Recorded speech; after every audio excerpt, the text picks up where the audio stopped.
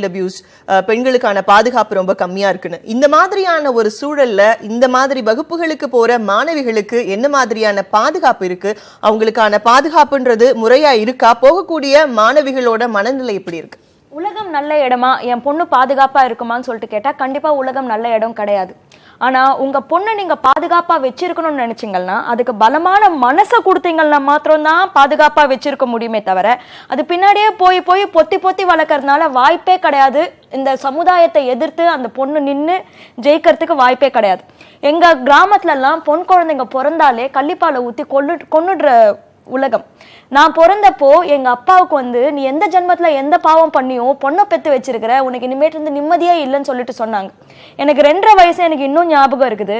எங்க அப்பா அவங்க கிட்ட சொல்றாரு, அவள மாதிரி தைரியம் யாரையாவது பாரு, இந்த கிராமத்துல இந்த சின்ன வயசுலயே எவ்வளவு தைரியம் தெரியுது பாருன்னு சொல்லிட்டு அவரு எனக்கு விட்டுட்டு போன ஒரே சொத்து உலகத்தை யாரா இருந்தாலும் தனியா நின்று சமாளிக்க கூடிய தைரியம் எனக்கு இருக்குன்றதுதான்.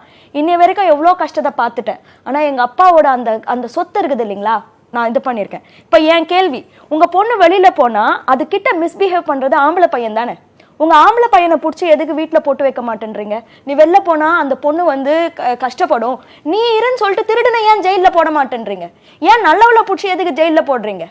இந்த சமுதாயம் மாறணும்னா பாதுகாப்புன்றது ஆம்பளை பசங்களுக்கு நீங்க சொல்லி கொடுத்து வளர்க்கணுமே தவிர பொண்ணுகிட்ட நீ ஜாக்கிரதையாயிருன்னு சொல்ல ஆம்பளைங்களுக்கு நீங்க பர்மிஷன் கொடுக்குறீங்க. நிச்சயமா நீதிமணி